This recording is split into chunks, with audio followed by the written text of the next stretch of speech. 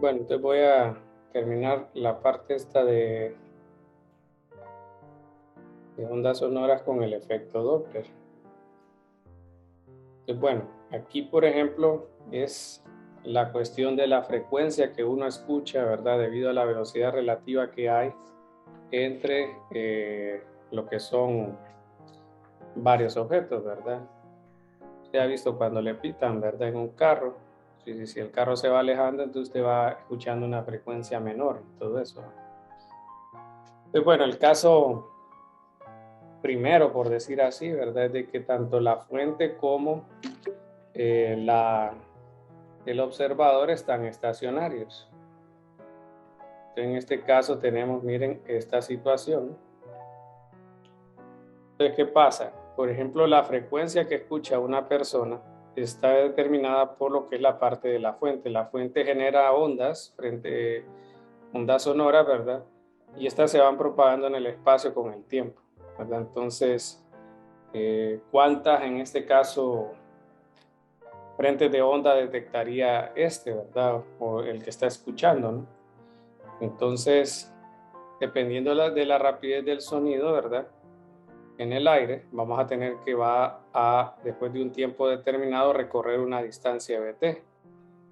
Pero la fuente está generando una onda, ¿verdad? En una frecuencia dada.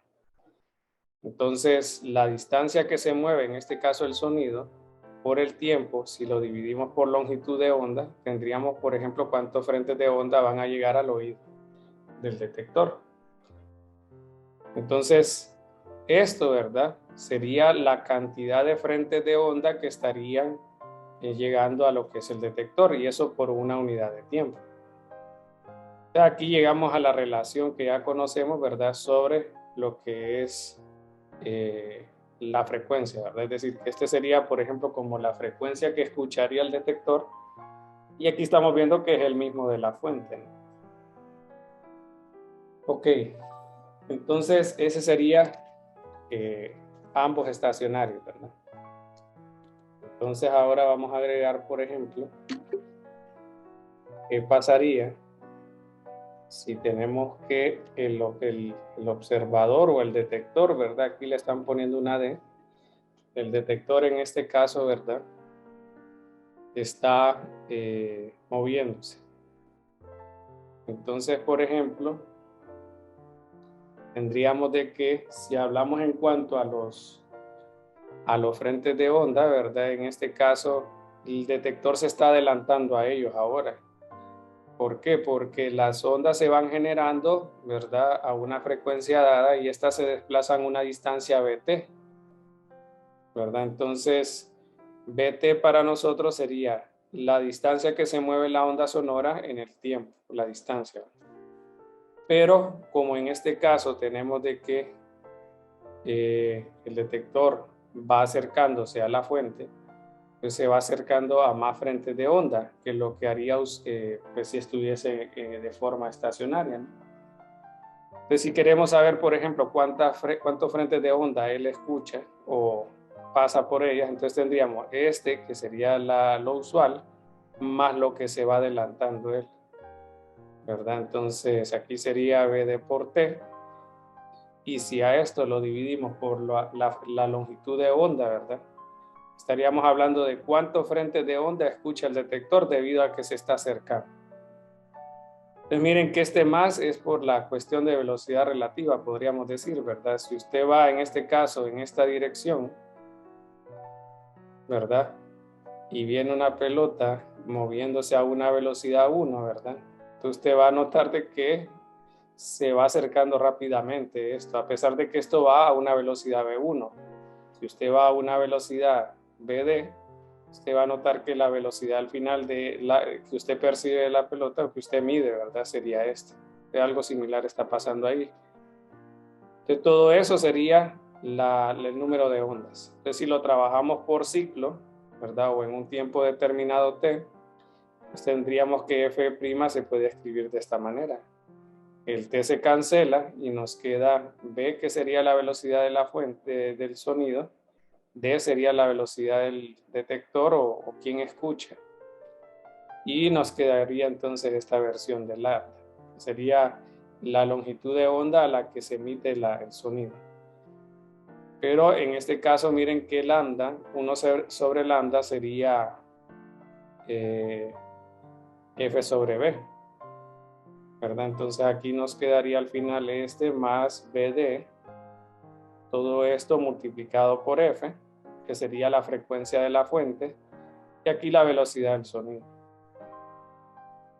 Esto es si se acerca el detector, ¿verdad?, a la fuente.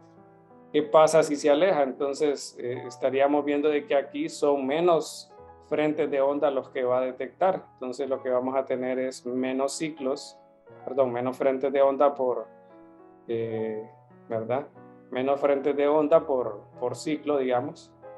Entonces al dividir esto entre t tenemos una relación similar, solo que en lugar del más tenemos un menos. Entonces, al final la ecuación termina de esta manera. Aquí tendríamos se aleja el detector, ¿verdad? Ok, entonces ese sería el caso, ¿verdad? De que si se aleja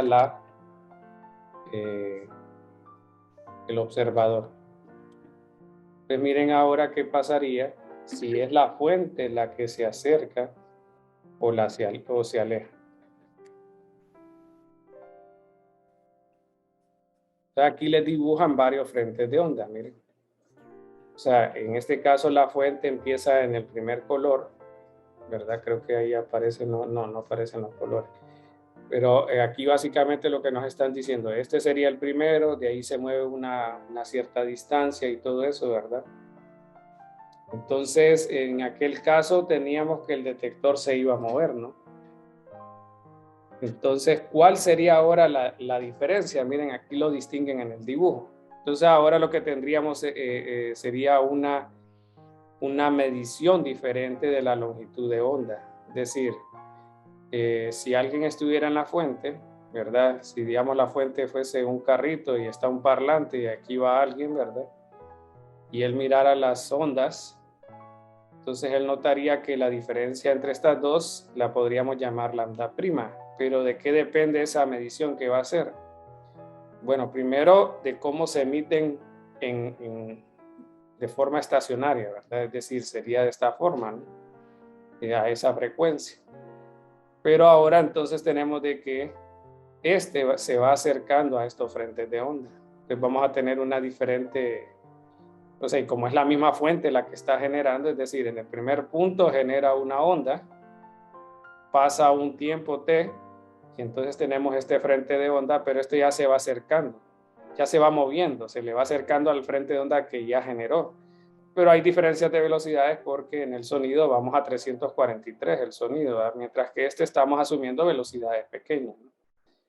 Entonces, pues en este caso se acercaría y en este momento ya estaría generando el siguiente frente de onda. Eso es lo que estamos tratando de definir con lambda prima.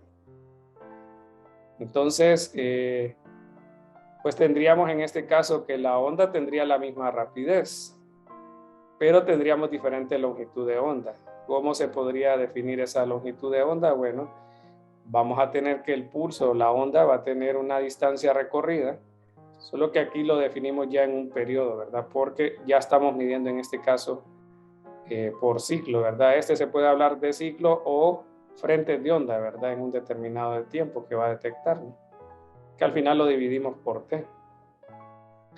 Entonces aquí sería la distancia si estuviera estacionario, ¿verdad? Lo que se movería el frente de onda. Pero como ahora lo está cortando para la generación de la siguiente pulso, ¿verdad? El movimiento de la fuente, entonces vamos a tener de que la forma cíclica, ¿verdad? De la generación de las ondas va a estar determinada por esa resta. Y bueno, en este caso, pues sería al final esta expresión, ¿verdad? Tendríamos B menos BS, todo esto, ¿verdad? Por 1 sobre T, que es la frecuencia, ¿verdad? Entonces miren qué es lo que nos están diciendo, de que, por ejemplo, si la fuente se está acercando al detector, él va a escuchar un sonido con mayor frecuencia. mayor intensidad, ¿verdad? Y si este sería entonces acercándose, acercando fuente. Y en el caso que se esté alejando, entonces vamos a tener de que va a haber una separación mayor entre estos frentes de onda, ¿verdad? Porque se irían alejando. O sea, primero formaría en este caso uno y después en un tiempo determinado forma el otro, pero el otro está más lejos, ¿va? Y bueno, aquí termina con B más BS. Bueno, entonces en general se escribe, por ejemplo, de esta manera, ya considerando todas las situaciones. Por ejemplo, si se acerca la fuente es más, mientras que aquí es menos. Y sería entonces el de la fuente del inglés está el S, miren, y el D igual, detector. Entonces, si se acerca la fuente es positivo, si se acerca si se acerca el detector es positivo, si se acerca la fuente es negativo, si se aleja el detector es negativo, y si se aleja la fuente es positiva. Entonces, de ahí vienen los signos, ¿verdad? Entonces, para el numerador, solo resumo, ¿verdad? Para el numerador, más significa se acerca, menos significa se aleja. Para el denominador, tendríamos menos se acerca y más se aleja. Aquí está hablando del detector y aquí está hablando de la fuente. Y bueno, esa sería entonces la deducción que presentan para el efecto Doppler.